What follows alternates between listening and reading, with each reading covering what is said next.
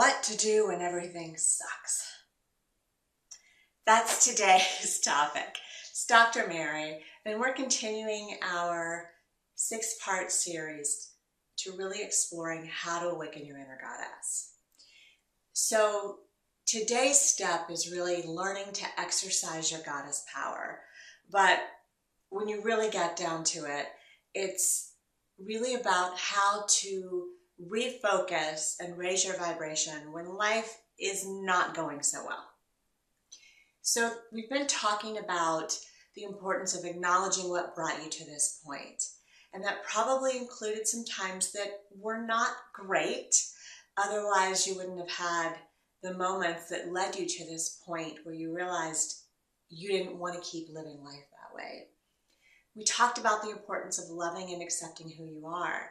And part of that really being about envisioning what it is that you want to create, what you want to manifest in your life. And we talked about creating a vision board to put reminders up there. We talked about really going within and awakening your inner goddess by connecting with your heart space every single day, several times a day, making it a practice because it takes time to cultivate that relationship and really reawaken your relationship with yourself. So now we're on to step 4, which is things are not always going to go as planned. Life happens. I would love to be able to tell you that the moment I awakened my inner goddess and I reconnected in with myself, that everything was rainbows and butterflies and puppy dogs and wonderful. And it has been wonderful, but not every moment, not every day along that path, along that journey has been what I envisioned it would be. So I've shared with you before that in that 6 months following my rude awakening where I realized, hey, I'm miserable because I'm doing everything that everyone told me I should be doing, but it's not actually what makes my soul sing. And I can either keep going down that familiar pathway and keep being miserable. It was safe there.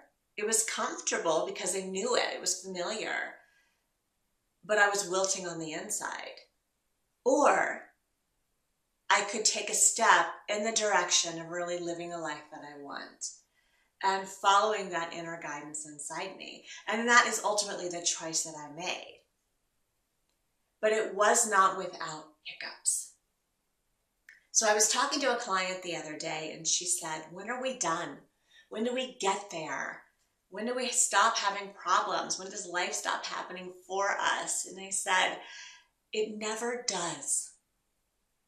And I'm not telling you this to discourage you. I'm telling you this because life is a journey. You're going to have days that just are not fun.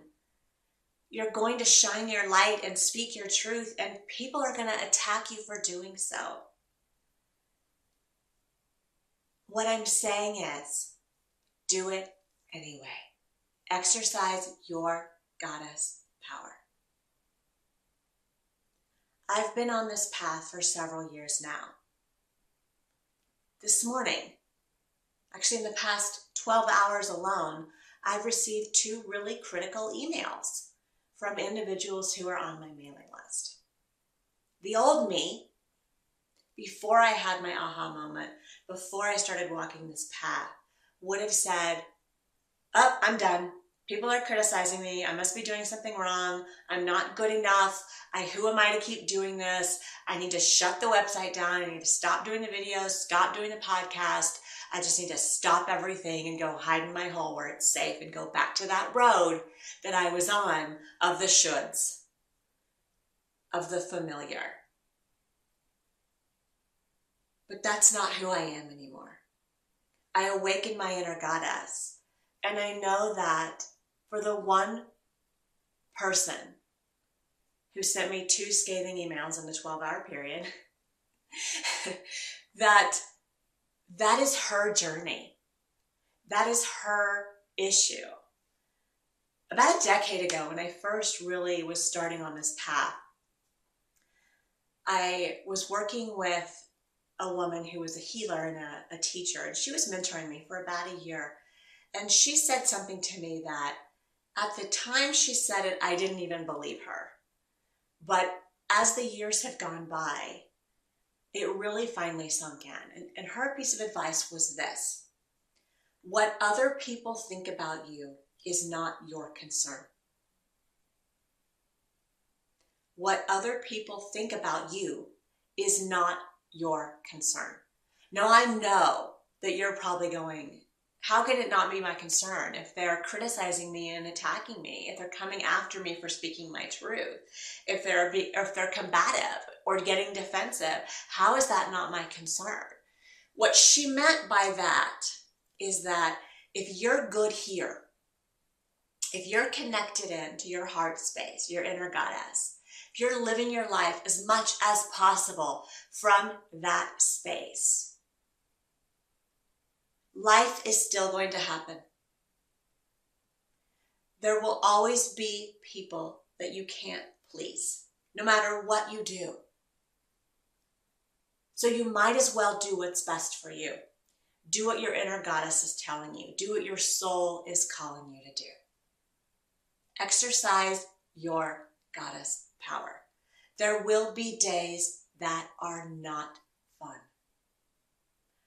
There will be days when everything literally just sucks. Like every 5 seconds, it seems like something else is going wrong. What do? How do you not get discouraged and go back to that safety net of the old and the familiar and the kind of miserable shoulds? Number one, do what it takes to raise your vibration. We've talked about this before. If you check in with your heart space, where am I today? And you think of it like an energy tank or a fuel tank in your car. 0 to 100, empty to full, whatever works for you. If you're below 50%, your number one job has got to be to raise your vibration. And if you've just been attacked or criticized or had a not enoughness moment where your inner critic is coming out and saying, you're not good enough. Who are you to do this? Who are you to shine your light? Who are you to buck the norm? Your vibration is probably, your energy level is probably below 50%.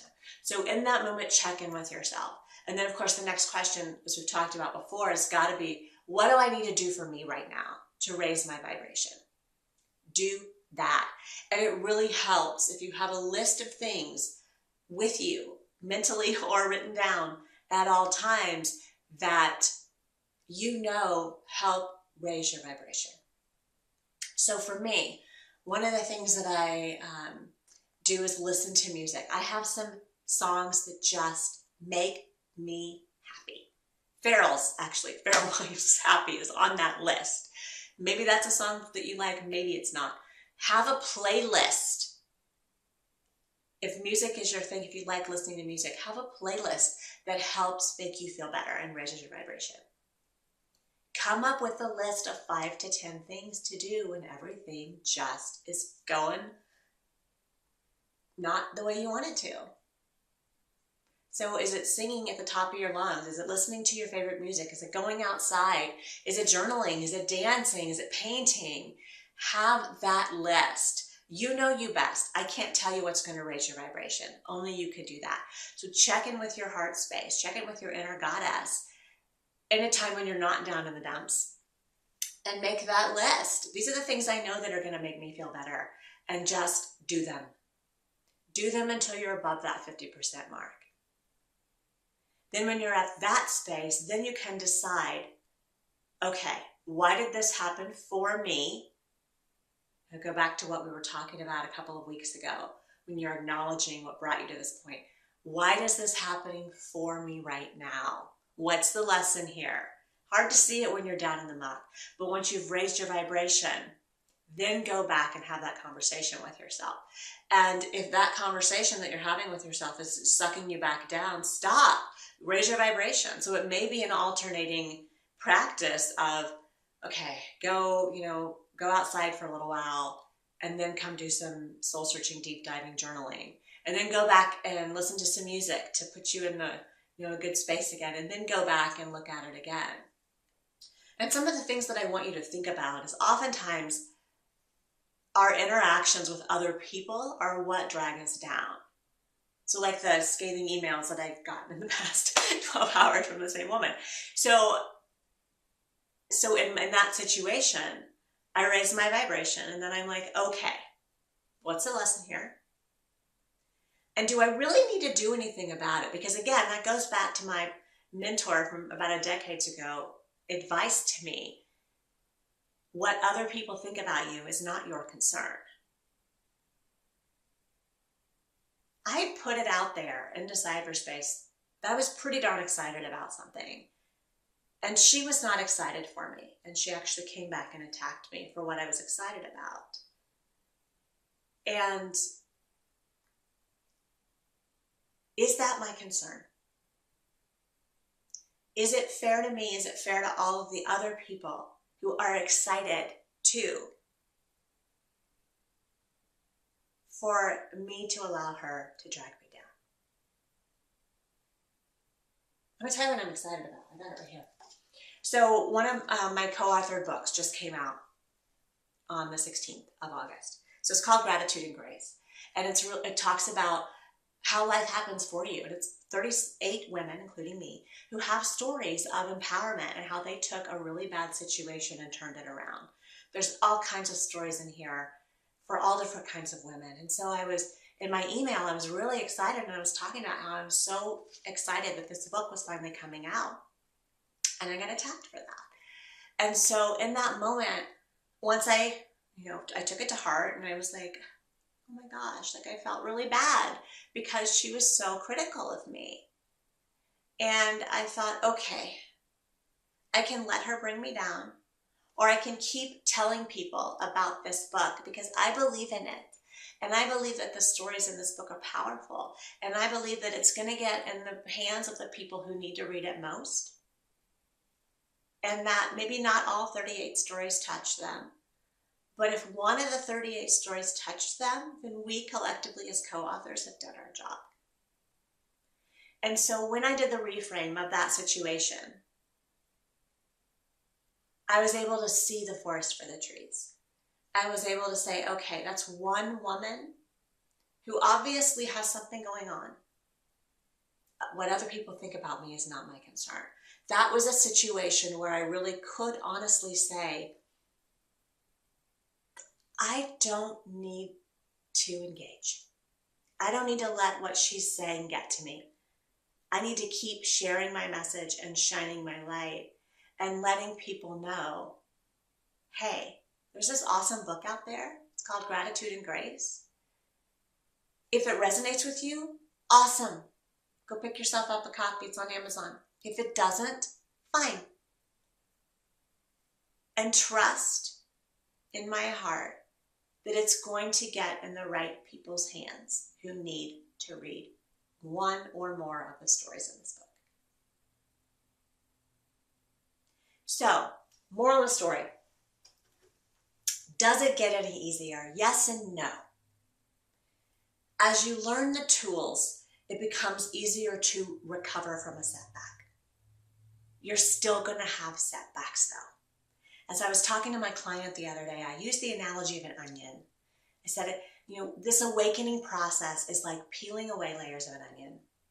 You peel away the first layer and you're like, woohoo, I'm done. No. Onions have a lot of layers. And so it's a process of getting deeper and closer to the core issue, because that's the core of the onion. Once you heal that issue, then you don't have to deal with that issue anymore. But sometimes it takes layers and layers of that onion before you actually get to the core issue so you can get it resolved. And there's probably more than one issue. There's probably more than one onion. So life is going to keep happening for you.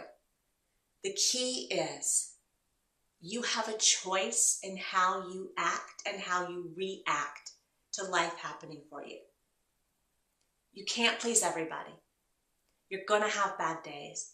Things are going to happen that take you off your game, that knock you off your feet, that make you question everything. Life happens. Your job is to accumulate an arsenal of tools in your tool chest so that when life takes you off your game, you know what to do to get back on. Get back on track. Go where you're supposed to be going. Raise your vibration. Acknowledge what brought you to this point. Keep sending yourself that unconditional love and acceptance that we talked about a couple of videos ago. That is key. Because not everybody out there is going to be sending you unconditional love and acceptance. So you've got to provide it for yourself and know that you're okay and you're good with you no matter what. So make that list of 5 to 10 things to raise your vibration. Then once you're above 50% or whatever that magic number is for you, where you really feel good and you feel like, okay, I can take this on, then why does this happen for me? What do I need to do in this situation, if anything? Because remember, what other people think about you is really not your concern. And usually if they're attacking you, it's got a lot more to do with them than it does to do with you. Hard to realize when you're in that moment and you're low vibration and you feel like you're being dragged down to their level. But if you can just distance yourself and use your vibration raising techniques that work for you, it's a lot easier to see the forest for the trees and to realize whatever's happening over there is really not my concern. I'm going to let them do their thing. Maybe you feel like you need to provide some guidance, or maybe there is something you need to respond to, but do it from your heart space. Do it from a place of an elevated vibration where you can respond in your best interest from a place of love. Exercise your goddess power. It's Dr. Mary. I'll be back next week with a step.